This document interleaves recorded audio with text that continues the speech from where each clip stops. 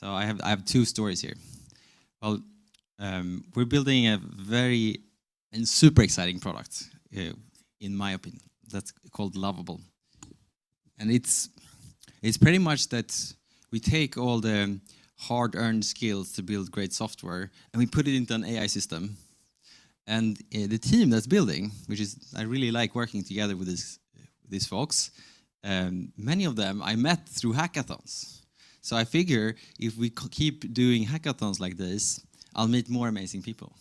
So that's the first reason for why we're hosting this event today.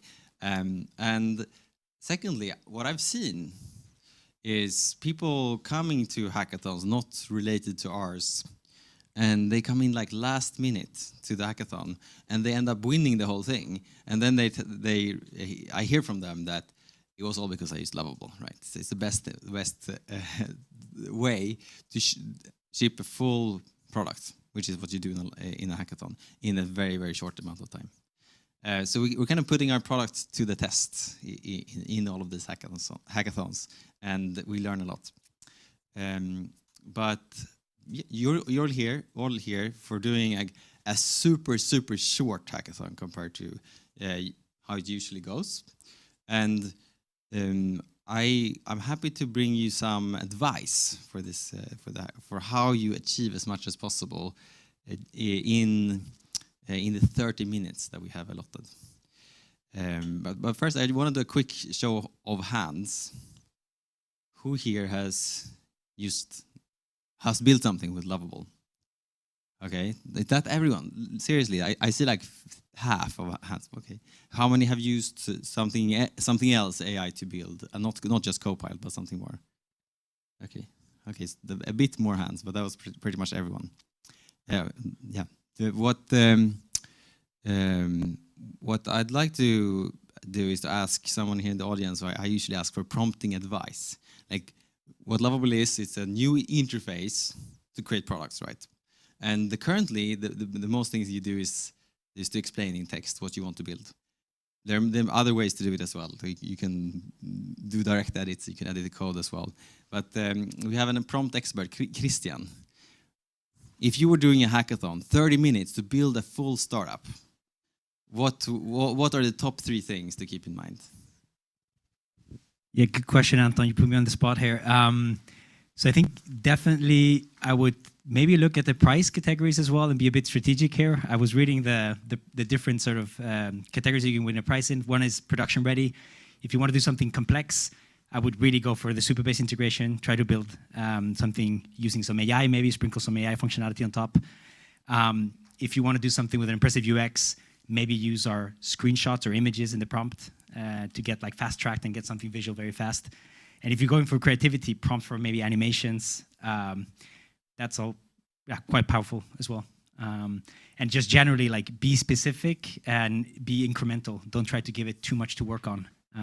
Be specific, be incremental. I'll just spin on those last 2. I think you said you can connect Superbase to build out like almost anything, but if you have 30 minutes, it's good to keep it super, super simple. And that's what all great engineers do. And sketch out how you want the UI to work before you say, okay, let's just add this one single backend functionality. That I think that's makes it more fun and reduces the risk that you have to you start restoring to something before if it doesn't work.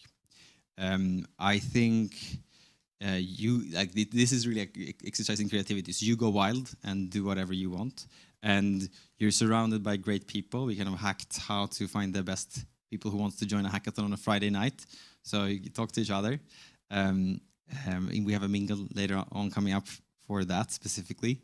And Caroline, is there anything else before we get this hackathon started? No, so if you go check your email, I've just sent you our promotion code to build with some free credits with Lovable. The time starts now, 6:21, and we will give you guys about 30 minutes to build an awesome app using Lovable. So we're super excited. In the email and in your briefing, you will see that you can submit your awesome Lovable project using our submission form. And wait, can we say like do a countdown? You don't start yet. Has anyone started? We can see when you started afterwards. Just Okay. so not cheating. And we have this is a hackathon in person, but it's also in this really crowded warm room. But there is also a hackathon online. Is that correct? Yeah. And we have prizes for both categories, or is it pooled? Two, yeah, three on both. Yeah. Awesome. And I think with that said, should we do a countdown for the hackathon to start? 5 minutes? Yes. Anything about the themes? What's the theme to build on? There's no theme.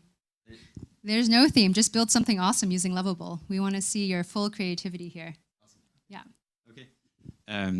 And I'll just give you one advice. If you want to be creative, you can talk to an AI and get some ideas working. And what you will notice with Lovable is that it's super easy. For what I've seen, for example, is to say, I want to build a voice app. Can you plug into 11 Labs API? And someone used like 6 prompts to just create a copy of Lovable that you speak to. And then it calls Lovable itself. So consider using integrations. And with that said, let's go. 3. Yeah. Any questions before we start? No, I mean the registration. Registration page? You need to add the 5 minutes. Let's do 5-minute countdown. So there's a registration page that you have to go through to get your access. Just enter Yeah. promo code on checkout. Yeah, so you just do checkout, and that's the faster you are to enter the promo code, the more time you have to build. So let's do the countdown. Okay? Yeah. 3, 2, 1, hack. And for those of you on your phones, you can also give it a shot. Good luck.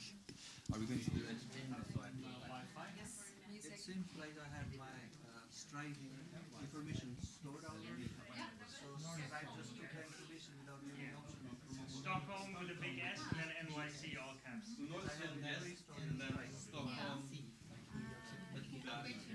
Stockholm NYC. Stockholm S and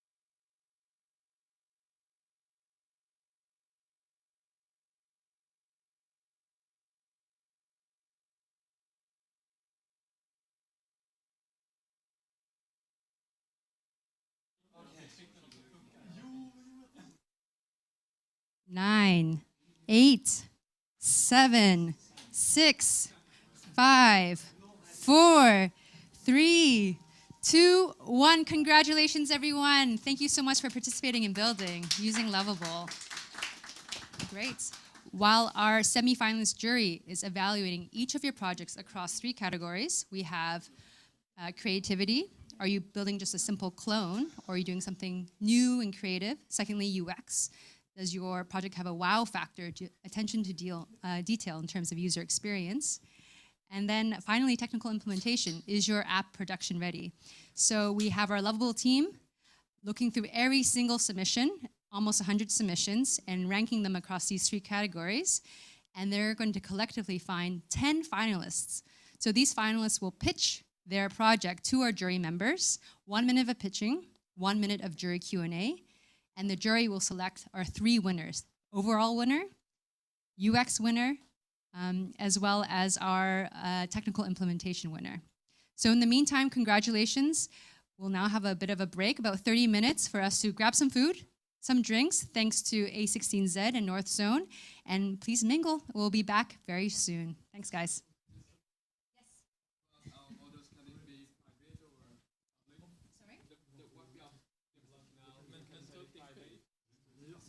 Your project should be public so we can view it for now.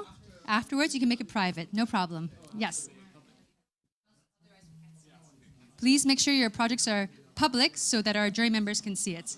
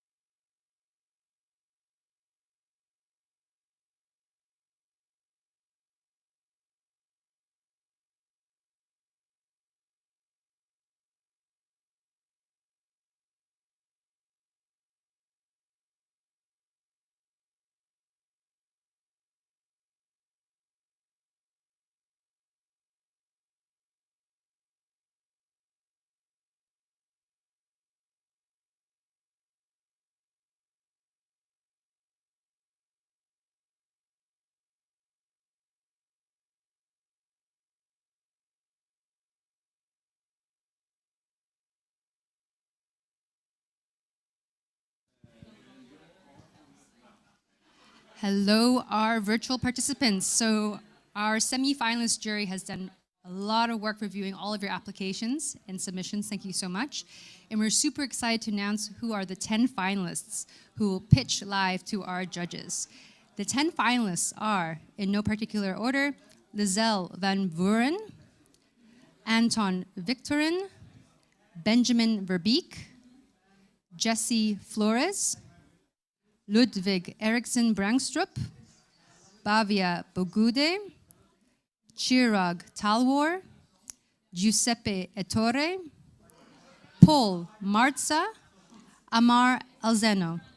I'll say their names again. And these top 10 finalists, you've been invited to a Google meeting where if you're remote, you will be pitching, sharing your screen, and pitching live to our judges. And that's how we'll be going forward. So again, it's Lizelle Van Vuren, Anton Victorin, Benjamin Verbeek, Jesse Flores, Ludwig Eriksson Brangstrup, Bavia Bogude, Chirag Talwar, Giuseppe Ettore, Paul Marza, and Amar Alzeno. So these are our top 10 finalists. Please check your email for the Google Meet, and please join if you're a virtual participant, and get ready to pitch to our jury. Thank you so much.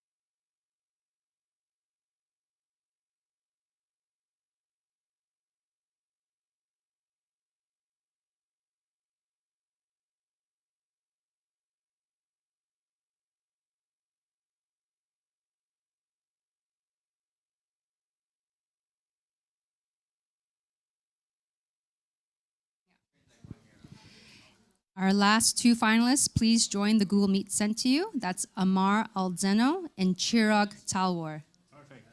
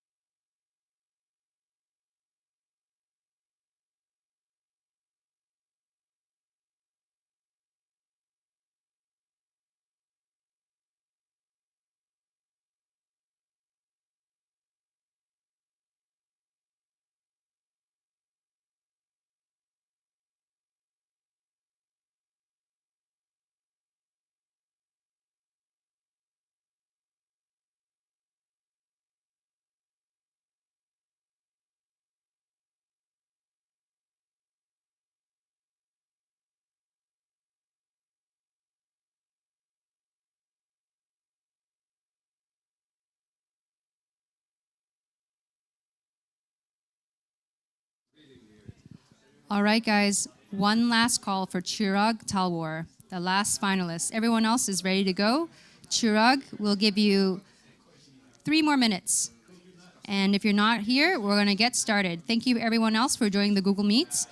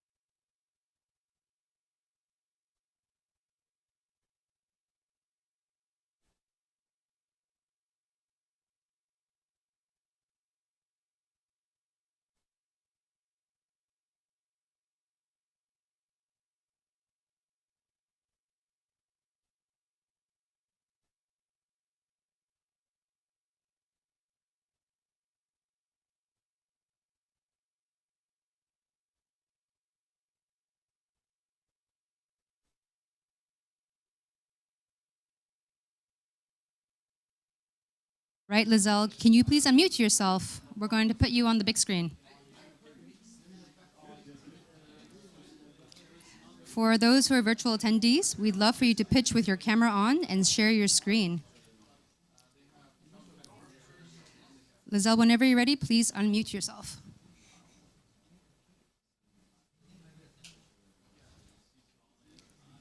I don't think.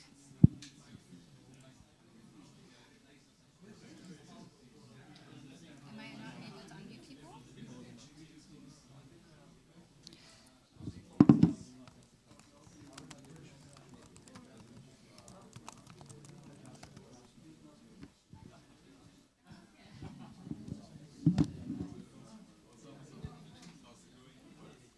Okay, let's start with Benjamin.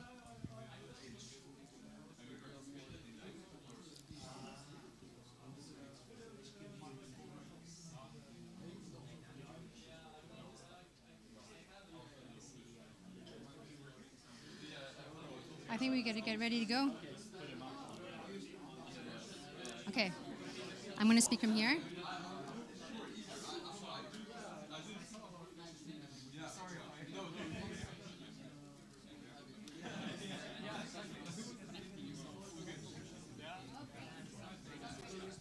Are we ready to go?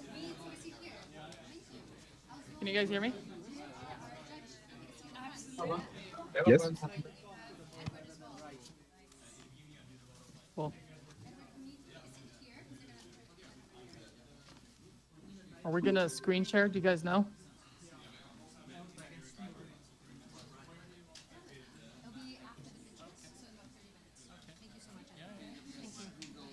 Okay, everyone, welcome back.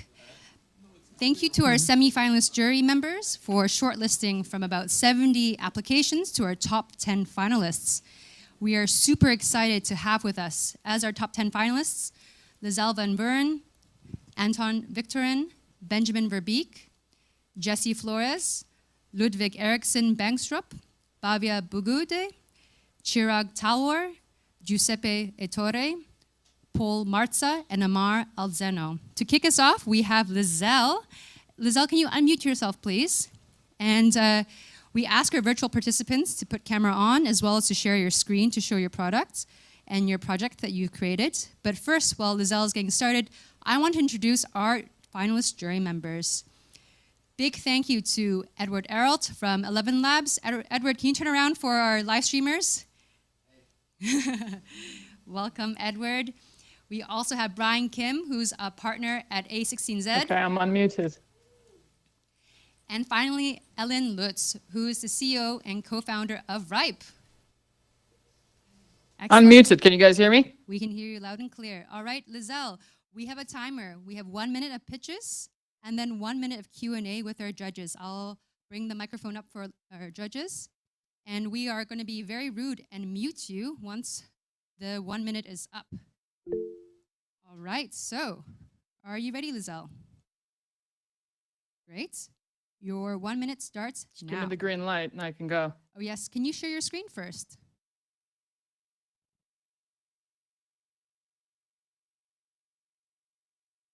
I think there's a lag. Can you hear us? Lizelle, can you hear us? Maybe not.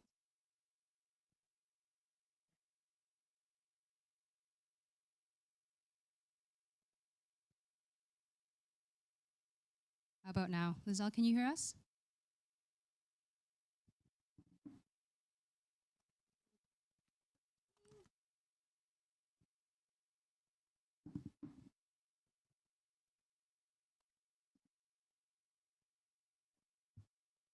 Yep, I can share my screen. Okay, great.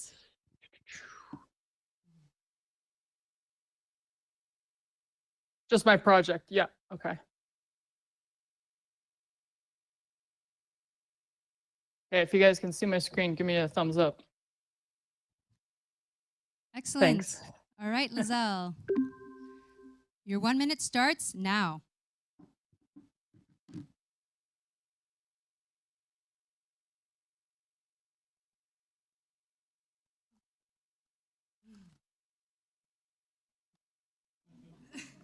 1 minute starts now. Please pitch. Okay. All right. Hi, everybody. I'm Lizelle Van Veren speaking. I hope you can all hear me. I hope you can all see me. I am pitching NextPlay AI. This is a AI-powered career discovery and leadership accelerator for female athletes who are transitioning from retiring from their athletic careers into the corporate world. Okay, so let's log in and show you after you sign up for your account, the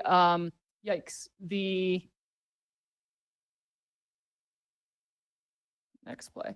The end users get an assessment screen. So what you first see after you create your account is basically your athletic background. So let's say you've been playing soccer for 15 years. You then say your top skills are whatever they might be, and you select your career interests. You know, mine are definitely entrepreneurship. Continue, you can select your goals, join a corporate team, start a business, and then it generates a report. That takes a few minutes. I have authentication and I have OpenAI integrated for the AI reporting. So if we go home, that takes a few seconds, but if we go home, basically that assessment is going to populate your home screen. You can always update that assessment, and that assessment will always be here. And so hopefully, if you try this, you know, I can share the URL with everybody. That report will generate, it'll give you an assessment of what the jobs are that you should take. It'll give you skills training, and then pretty soon it will actually give you, I'm gonna build an agent that actually goes.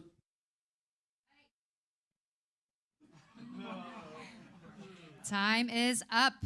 All right, we're gonna put you not on mute, Lizelle, but it's time for our jury Q&A.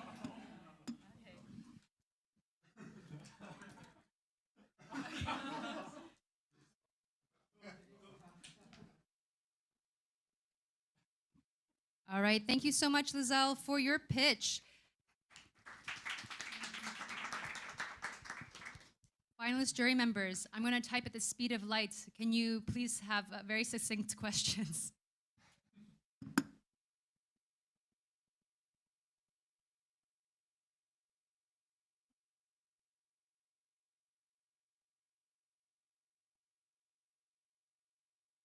right, jury members, what are your questions?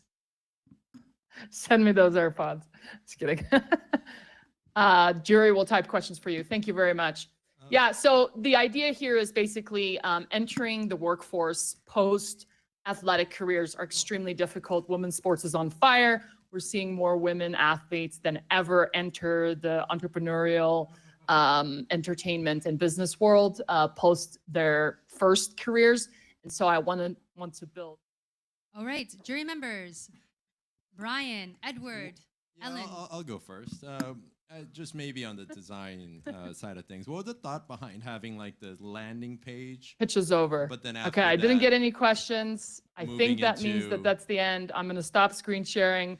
I don't know if anyone gave any questions. Sorry about that. I'll stop presenting. On to the next, I assume.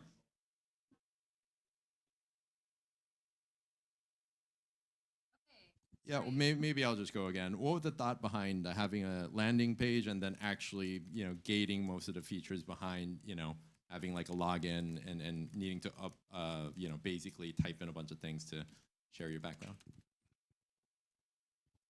What was my thinking around, I think what I heard is what was my thinking around having a landing page and then the application side of things? Is that right?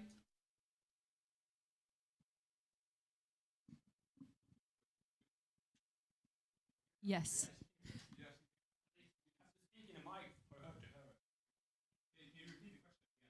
Lizelle, can you see in the chat, first jury member question, what was the thought behind having your landing page log in to type in a bunch of things to share your background? So unless this athlete just uploads their resume, they're going to have to fill out a form of some kind. And so hopefully I'm understanding the question. Landing page is there just aesthetically to get you going. And then it leads you to a questionnaire. And that's the fastest thing I could build in like 15 minutes. Otherwise, I would love for you to just sync up your resume and actually tie in a lot of your career stuff. FIFA is rolling out an interesting career dynamics analytics tool.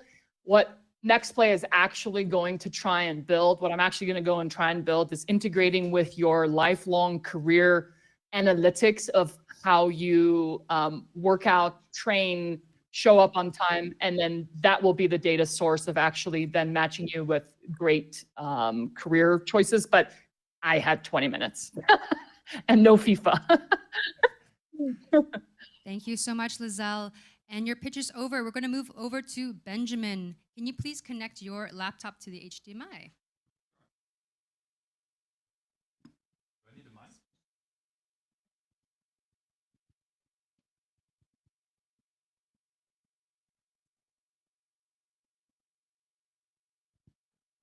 Yeah, does this one work? Yeah. Or the people on Teams? Hello? Do online people hear me as well? Tech team, can you confirm? Yes, very good. Then I'll go. So I've made a little nice visualizer for fractals. I love teaching kids math, and I think doing that visually is very satisfying, but also a good way to actually learn how these patterns sort of recursively are constructed. I've added a few different fractals, so you can sort of hopefully get inspired to construct your own eventually. And of course, you can also export your favorite fractal if you want it as a sort of background picture or edit it somehow. And of course, you can also edit it with Lovable and very easily add your own designs of fractals.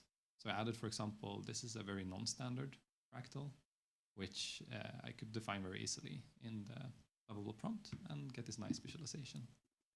Of course, very important, you also have dark mode. You can also change your color of your fractal if you have some other favorites. Very artistic. I went more for this sort of visually aesthetic approach. Yeah.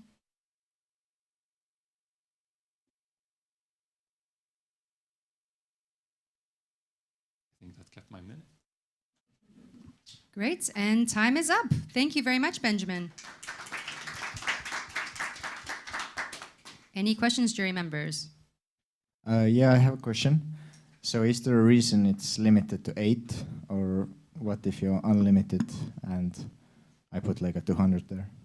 Yeah, great question. Obviously, it will start buffering after a while. I actually didn't change the settings from the first auto-generated number, so you could probably push it a bit. But the idea is to just, get the idea of the pattern. I think after 8 iterations, you will have figured out the pattern yourself. Yeah.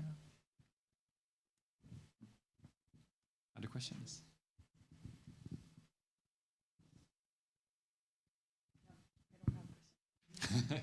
Very clear. Thank you. Like it. Great. Thank you. Thanks a lot for this opportunity. Super fun. Great, and next up we have Paul Marza. Paul, are you there? Thank you, Paul. Great. Can you hear us? Can you hear us all right? My English is not very good, so I create Go pitch to speak for me. Can I show my pitch? Yes, please.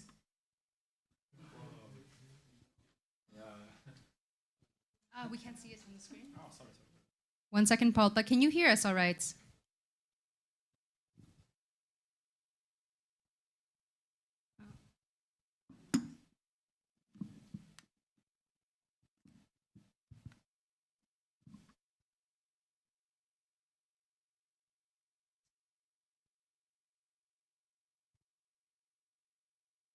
Paul, can you hear us? Yes. Can you please Okay. share your screen and show us your project? About presenting your project in English at an international hackathon? This is a common problem. Many brilliant developers can't show their amazing ideas because of the language barrier. That's why I created GoPitch. It's incredibly simple. Write your idea in any language, click the button, and get your perfect English pitch with a shareable link. Today, I actually used GoPitch to create this presentation, and you're listening to it right now. GoPitch, because great ideas deserve to be heard. Thank you. Thank Have you you. ever felt nervous? Thanks very much, Paul. All right, we have our jury questions. Jury members. Okay.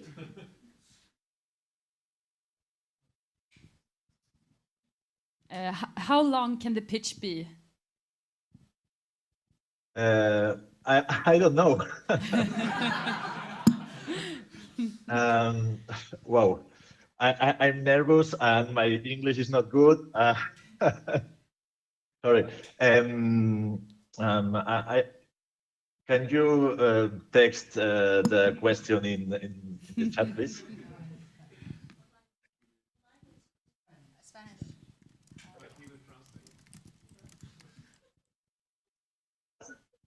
Sorry.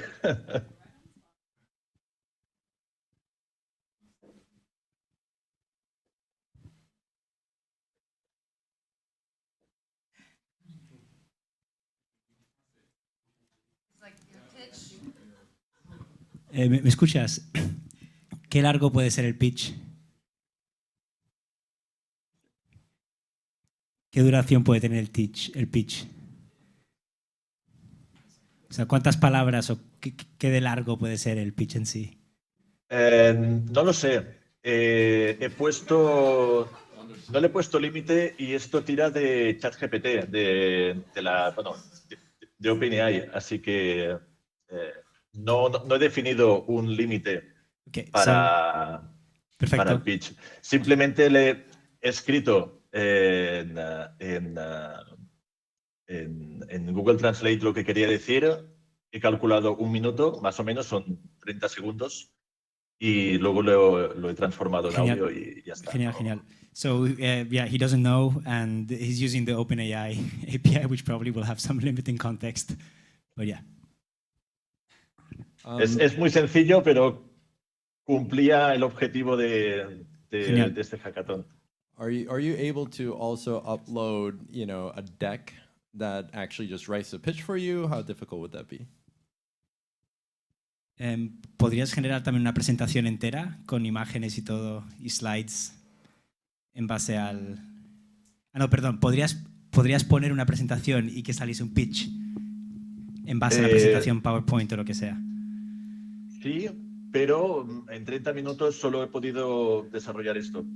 Yes, but in 30 minutes it was a bit limited.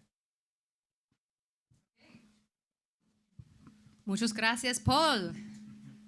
All right, next up we have Anton. Can you please connect your laptop to the HDMI?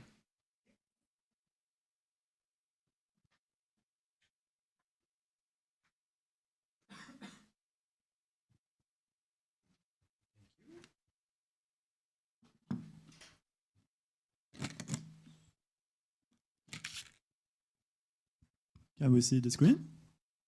All good? I will start then. Hello, my name is Anton. I built this website. Perhaps you are going to events where you for some reason know the names of the people attending, but you don't know them, or you don't know how they look. Maybe I want to know about Anton.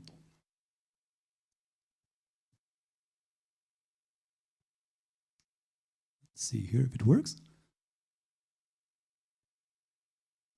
Now we're looking over the internet for Anton Osika to get to know him better before we actually meet him for real.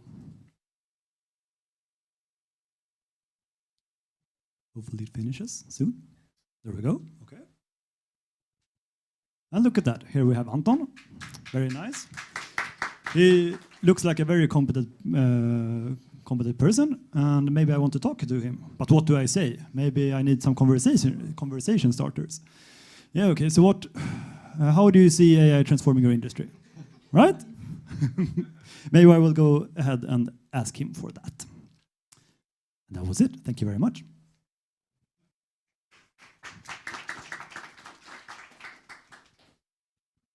Jury members? Yeah, it's very impressive. Does it also work for less known people? It does, but there's a very high chance that the pictures will not be the correct ones. So we can be lucky and we might stumble on the correct information, but there's also a very high chance of the information not being that correct. And maybe the pictures are incorrect. And what does it use on the backend to crawl, like OpenAI or? Yeah, I use a few like search APIs, so like SERP for one, and then the Tavily, and then I use Gemini for like putting all this information together, basically. Nice, thank you. Like, how would you go about differentiating between what's actually true on his LinkedIn profile and what's on the internet?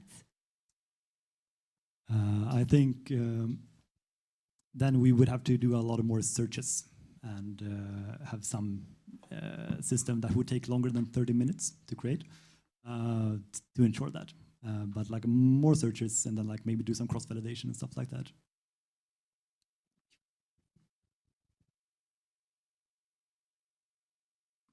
All right, thank you so much. Next up, we have Ludwig Eriksson Brangstrup online. Hello. Hi, Ludwig. Do you mind sharing your screen Hi. and showing us your project? Yeah, of course. Let's see. Can you see it? Not yet?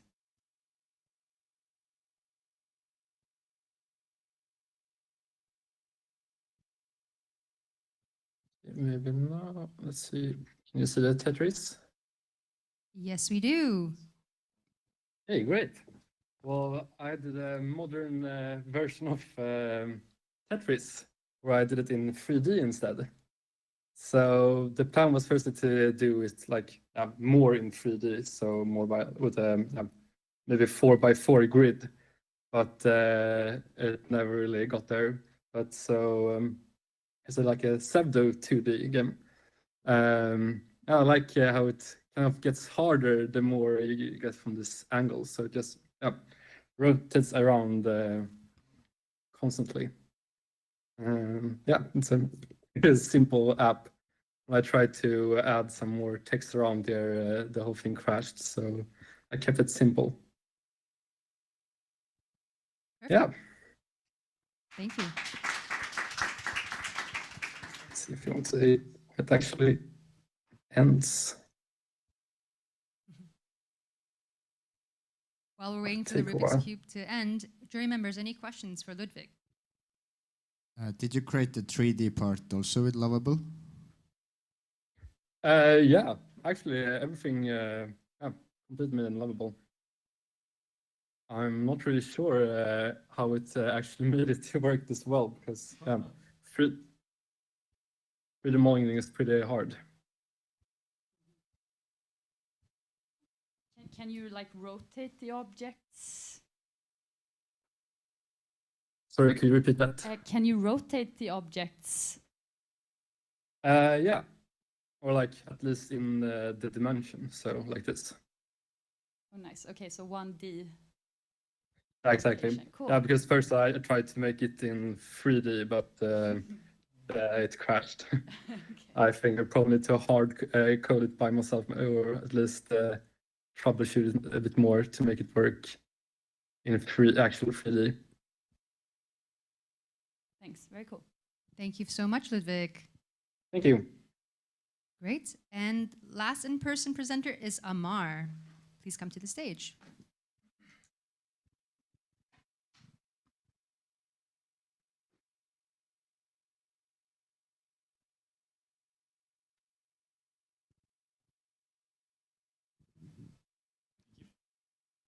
Hello, hello. All good? Can you see the screen? I'll go ahead and start. So I basically saw a paper that said that ChatGPT 01 was more accurate than actual like medical staff on diagnosing firsthand. So I thought those apps where you talk to doctors, they could use a pre-screening so that AI can actually give some very relevant information both to the doctor and to the person as well. We'll just add some information here. And here you can choose where you have pain. It was a bit hard, this one, to get in 30 minutes, but it works. some more visuals to easily explain what's going on, and some more important questions according to ChatGPT that one would need to ask.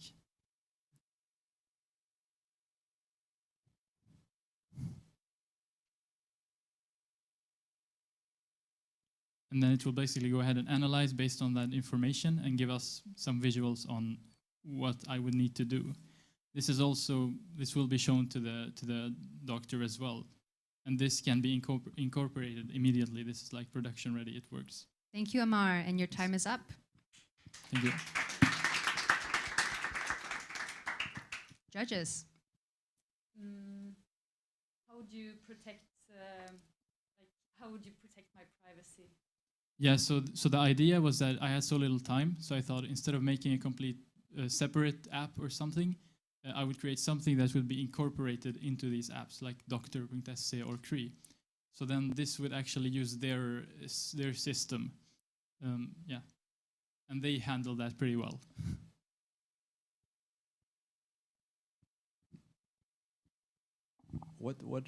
How are you getting these results? Like, what are you plugging into? It's ChatGPT 01. Yeah, because I read a study on it and it was very convincing. Yeah. Amazing. Thank you so much, Amar. Thank you. Next up, we have Jesse Flores. Jesse, we're going to put you up and you're live. Please go ahead and unmute yourself. All right, awesome. So what I created was a workout timer. Currently, workout generators use AI to basically create plans. And this app I created was to really kind of take that step further. So if you scroll down, there's a bunch of workouts there for you.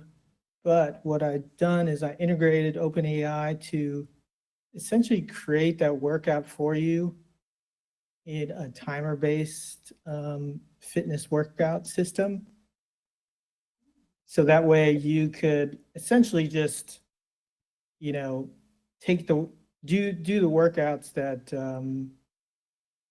that you want. So I could see this using, I could see gyms using this so that people who are going to the gym only have about, 10 minutes of workout time. They type in there, how much time they have, how much, what type of muscles they want to work out today, and then kind of generate a workout plan for them for that particular criteria. Thanks so much, Jesse. And judges, any questions for him? I love the logo. How did you go about doing that? Yeah, I created that really fast. It's just using a bunch of text in Illustrator, and yeah. Okay. So it's not Lovable prompted. That's right. It's okay, just an image. Yep. Got it. Did you also prompt to include the 3D moving, the body for each workout? How did you do that, I guess? Oh, so these images were from a different project that I used, and I was just repurposing this. But everything is integrated to the database, so that way the API kind of just pulls the images and the type of workout. So it all kind of is synced in the timer. Thank you. Thank you so much, Jesse. Yep. And next up, we have Giuseppe. Giuseppe.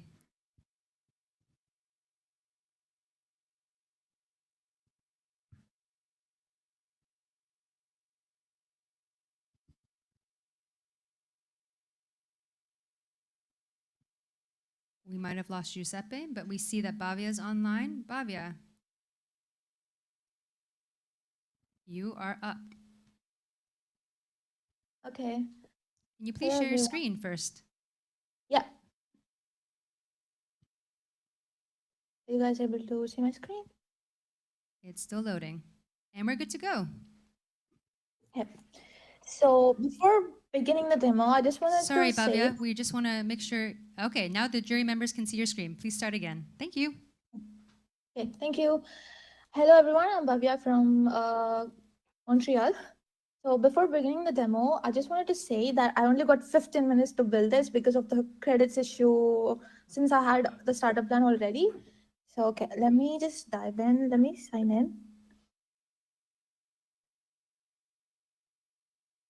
Okay, so shopping is getting too expensive and it is getting more difficult to spend wisely and find the best deals possible. So I wanted to build a smart shopping assistant which allows the user to manage their products, purchase where they get to upload their bills, or they can manage or they can like manually choose whatever they were spending on, and we generate smart insights based on that. And and also we have like weekly spending and monthly spending, like how much they spent and stuff. And we have a product recommendation where we scrape the web for flyers in the supermarkets from that the user chose and recommend the best deals for that. Unfortunately, this isn't complete, but yeah. But finally, I have a learning section where they can see their different videos or other blogs about lifestyle and shopping and health. And also, there's this thing in dashboard where the user can see what all they spent on. I'm so sorry. What all the projects they purchased from the stores and they spent on. And coming to the technical side, I've included the coding standards and the design standards as a knowledge file. And so I have a consistency across my application. And I connect my application to Superbase, where I have created some synthetic data for one of the users, because I just wanted to show what all the stores he purchased in for the persona I created. And then I have the authentication. Thank you, Bhavya. I'm afraid your time is up. Thank you. Thank you, you. everyone. Jury members, any questions for Bhavya?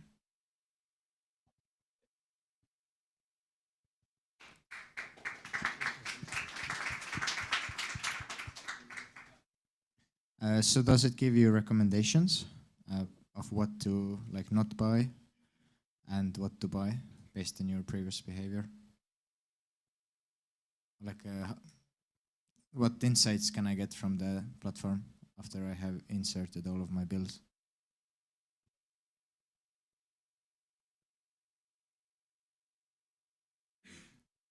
Bhavya, you've muted yourself. I'm sorry, I quite didn't catch that question. So what kind of insights does it give to me if I enter all of the Okay, the receipts? insights. So the idea was to build an AI recommender system where the AI understands what the user is interested in, where they're spending too much. So it'll send like alerts to, like this is where you're spending, this is where you can cut down your expenses, and these are your discounts. Like let's say I like some kind of skincare product and that's the thing I purchase. And if I just train the AI in that aspect, so I get deals on the same product, like I get alerts on the same product. So it's something like that. The idea was to do that, but it's basically like where we scrape the web for flyers in the supermarkets and stuff. Thank you very much. Thank you. Thank you. All right. Next up, we have Chirag Talwar.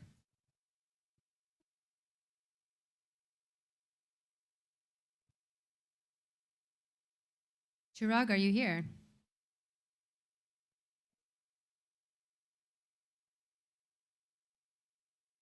All right. And if not, we also have Giuseppe.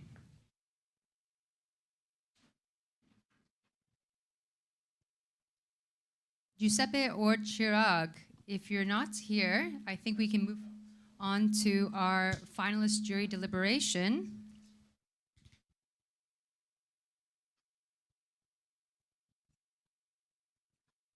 All right, one more round of applause for all of our finalists. Thank you for everything that you've built. Give us a few minutes as we assemble chairs on the stage for our Fireside Chat. So as our jury members, Edward, Brian, and Ellen, can you take a step outside to figure out who is your overall winner, who's the winner for technical implementation, and who's the winner for UX? Everyone else, please stay seated. We are going to get our Fireside Chat moderator and panelists on stage. We'll be back in 5 minutes.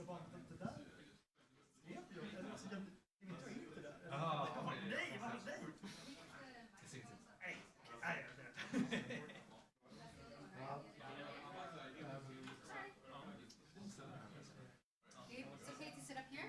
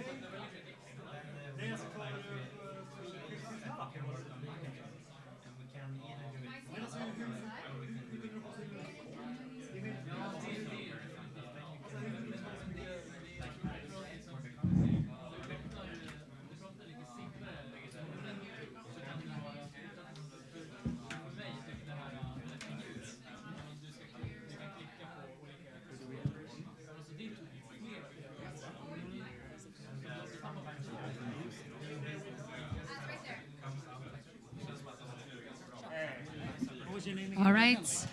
While we're waiting for the jury members to deliberate, we have a nice fireside chat on building with AI.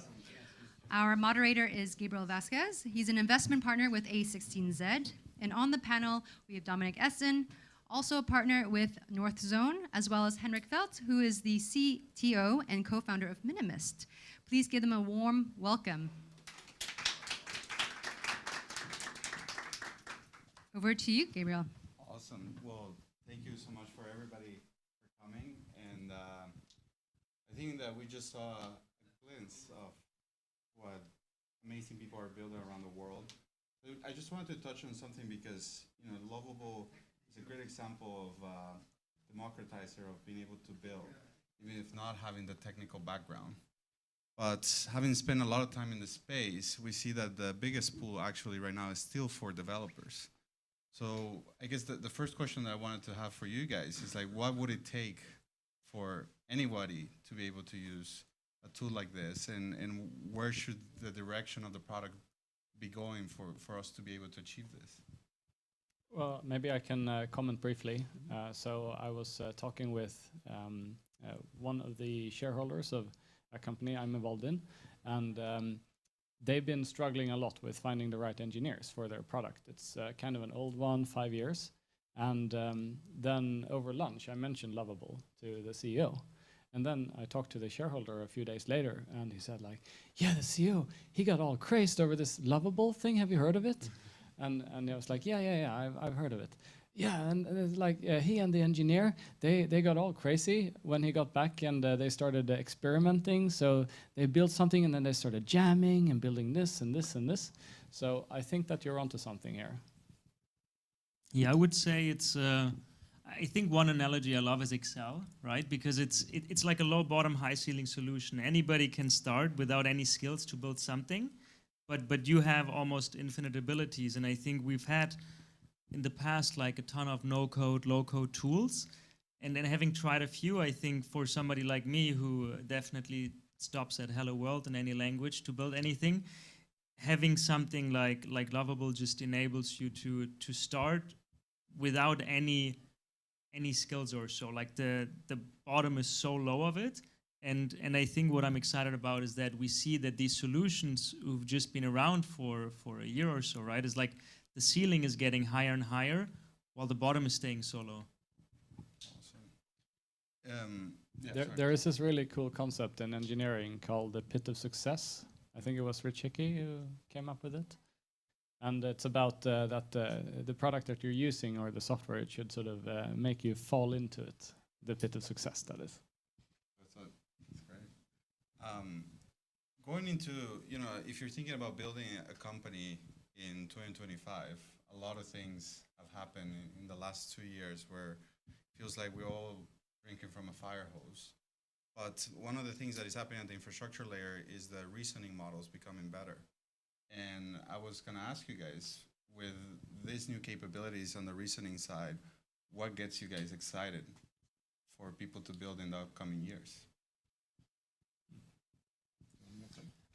Yeah, so on a personal note, right, I think when ChatGPT came out, I used it, and it was a nice to have, right? You can do like an email, writing that in a better way, but it wasn't really like going that far. And now deep research came out, and the reasoning models, and all of a sudden I can do entire market sizings, right? I say, okay, you know, what's the size for a roll up in a property space, and I think seeing that ability coming into play from a personal perspective, that was like a wow factor, and extrapolating that onto a few companies, right? I think is you could build in a specific vertical space like almost a wedge tool that had a very high ROI, but they would eventually tap out, and then all of a sudden you just get so much more depth. And I think in a lot of industries, all of a sudden you can lift use cases from a nice to have to a must have, right? I think legal is one of those industries, for example,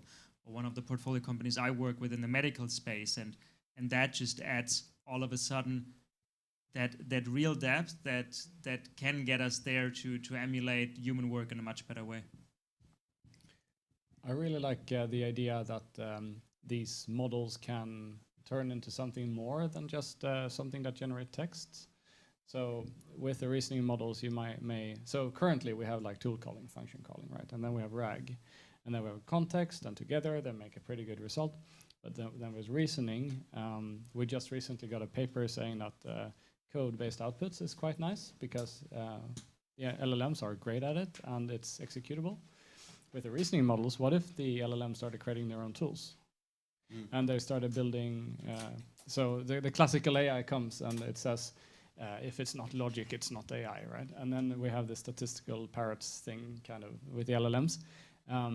But then if the LLMs also now start creating their own tools, and maybe they're structurally sound and formal, maybe they attach Z3 to the thinking, so to speak, and they sort of start to create these sub-brains, these ensemble methods that create the bigger picture. Then I'm starting to get very excited and very scared about what they can do. Scared? Yeah. Well, that leads me probably to the last question before opening a little bit to the audience. But there's this dilemma that has happened since ChatGPT came out, which is like, hey, why would you build like a quote-unquote ChatGPT wrapper? And since then, we've seen the release of DeepSeek. We made the application layer actually more attractive to build on, because then the thinking shifted a little bit on like, oh, maybe the infrastructure layer is a little bit more of the commodity, or you know, this models, like this computer is gonna get cheaper over time. So a question for you guys is, as you're thinking about building in 2025, we have amazing tools like Lovable, right? We have great tools like Cursor. How are you guys? What is your advice on like the defensibility that you can build over time, and where would you guys kind of prioritize that focus? So I recently listened to a very interesting podcast about this on No Priors, and they basically made the argument that, it's a GPT wrapper, so no one will invest in you. And then you build the GPT wrapper, right? And people start to use it, but then you start to deepen it, and you deepen it, and you become more of a workflow. People start to use you more as a tool. You become part of their daily operations, their daily workflows. And then you realize, okay, we're starting to get a moat here. It's not just the output anymore, but it can be so much more than that, and it brings humans into that. And I think that is the defensibility position that we're starting to see. Yeah, I don't have the answer here, and it's a question we ask ourselves a lot at Northzone, right? Because so I work with a few portfolio companies that are more in itself of a wedge than a platform at the start, right? Like very vertical AI applications. And what we discuss a lot is like how do you balance scaling versus building depth? And what I mean by that is that the beauty of a very narrow wedge AI product that you can sell something that's quite simple in itself. Everybody understands it, and if the ROI is high enough, for the people using it, right? Like you can sell it in a very efficient way. But then of course the question becomes, okay, if everybody can build that, where is the mode in that? And there's probably not going to be one over the long term, right? So then you are left with the question, okay, how fast do I try now to sell what I have that is very specific and more of a wedge that has a high ROI versus building for be that now vertical or horizontal depth? And I think that's something we'll have to figure out. But what I see is that while the tech mode in some industries is going down, I would say the go-to-market mode becomes more important. Building a product that has a great user journey for the target audience that you're going after, and just having a unique sales process.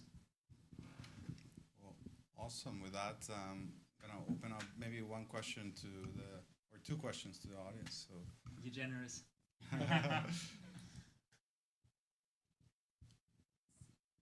Yeah. Being a university student myself, I'm a little bit curious. How do you feel that developments such as Lovable and other AI startups will affect the value of a higher education university degree? Do you feel that it'll become more important to understand the theory behind AI and ML, or will it be so accessible that anyone can do anything without having gone to university?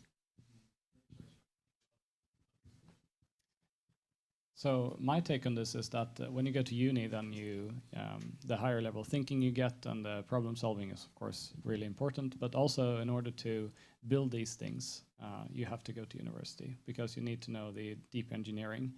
But on the other hand, it's creating a vacuum in the entry level and mid level jobs, and especially in the white collar worker jobs. So everything that office workers are doing is being automated.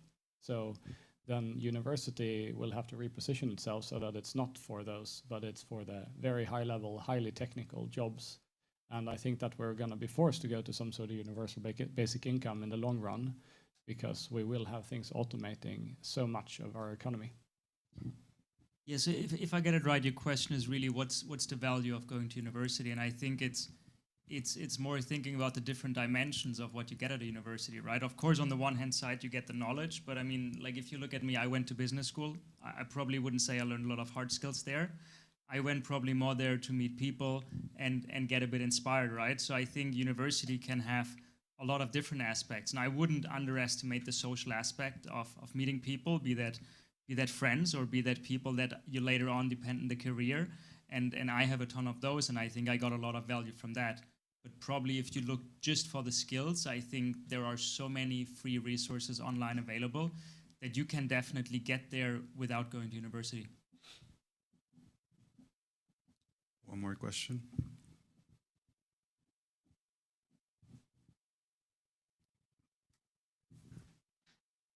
Hi, thank you very much for the amazing pitch you did here. So my question is more of what is the future of Lovable when there is Bolt.new and all those, other companies that are establishing those kind of companies? Because I'm thinking more of because when we are creating a company using a ChatGPT API or any Anthropic's API, the thing is, I'm thinking more of a future if those companies decide to actually implement those features themselves. So is it like a long-term something that you were thinking of in terms of surviving? I don't know if you get my question well. Yeah, and maybe I'll give you, I've done some research in the space, and I think one of the interesting aspects about Lovable is the educational component, right? Because like the capabilities, as you mentioned, are gonna get better and better over time.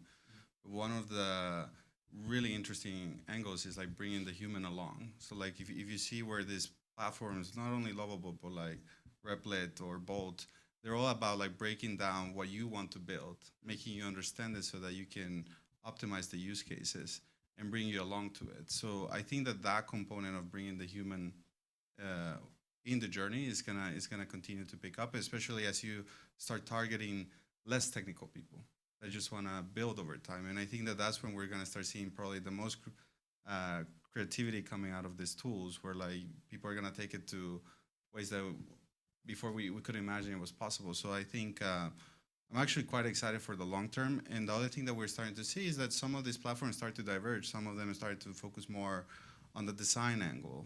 Others just more on like the back-end micro SaaS tooling that you can just automate a lot of the workflows for companies. The other ones just more on games. And you know, over time, I think 5 years from now, we're probably going to see these companies evolving into something that we don't know. But if I were to take a bet, they're here to stay for a really long term. Yeah, actually, I think it's a really great company, and it can do amazing stuff, and I want it really to be in the long term like something amazing. So that's why I'm thinking maybe it would be great to have behind some regulations. You could talk to Anthropics or ChatGPT or whatever your API provider to have some kind of agreement that they actually won't be building something that you already built or something on top. Right? Because I'm thinking if you have your ChatGPT subscription and then later on ChatGPT decides to implement what Lovable has, then it could be a problem. But I mean, they've already done that with Canvas in a way, right? Yeah, But what Lovable, in my opinion, does is that it goes deep and it creates the workflow for people.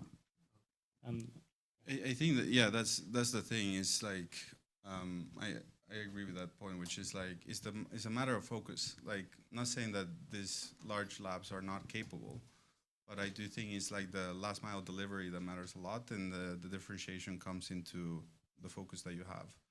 And you know, on the other side too, you could say like, okay, what if OpenAI does this? But like now you have like 6 foundational models that are all very close to each other. So, you know, kind of another example of this is a company called Cursor, right? Like they can orchestrate the models on the back end. So you could also argue from that side of like, well, the commodity is actually the foundational model and the application is the. So I think it's going to be a very interesting dynamic, the application infrastructure, but it's not like you only have one player. Like at the beginning, people used to think, oh, ChatGPT is the only one, and then maybe Anthropic. But now you have 6 very legit options. So, anyway. And I would just add, I mean, think about when you've seen a technology that developed so rapidly, right? Like you take Lovable, you take Bolt, you take Replit. Like how long have they been around, and how much have they iterated since they have started, right? I think like I've not seen development at that rapid pace that is so tangible, right? So I think it's hard to really envision what it can be in 5 years' time, because what has happened in 2 years, it's crazy.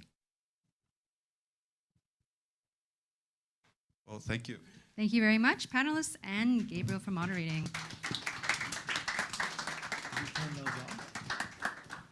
All right, we're gonna move these chairs off the stage and we'll have a little drum roll because we're about to announce our winners.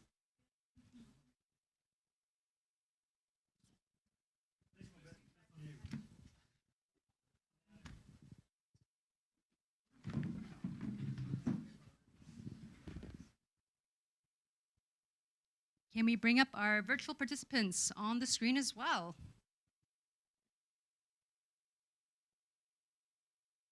Excellent.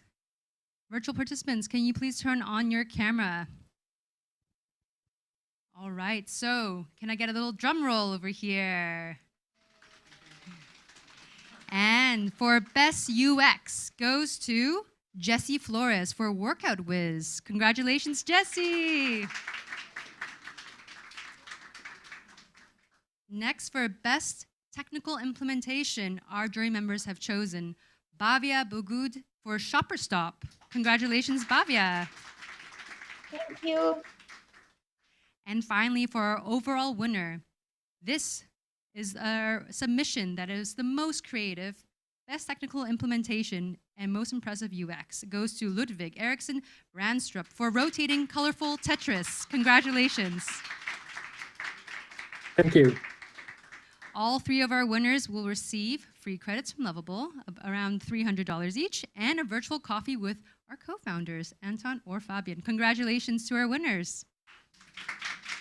Thank you. Thank you. Thank you all of you in person or virtual for joining us today at our Worldwide Hackathon sponsored by a16z and Northzone. Thank you so much. As well to our jury members, Edward Eralt, as well as Ellen Lutz. And finally, we have Brian Kim. Thank you so much for your participation. We had 2,000 people tune into the live stream. and quite engaged, and we were amazed by what you could build with Lovable. Thank you, and have a good rest of your night.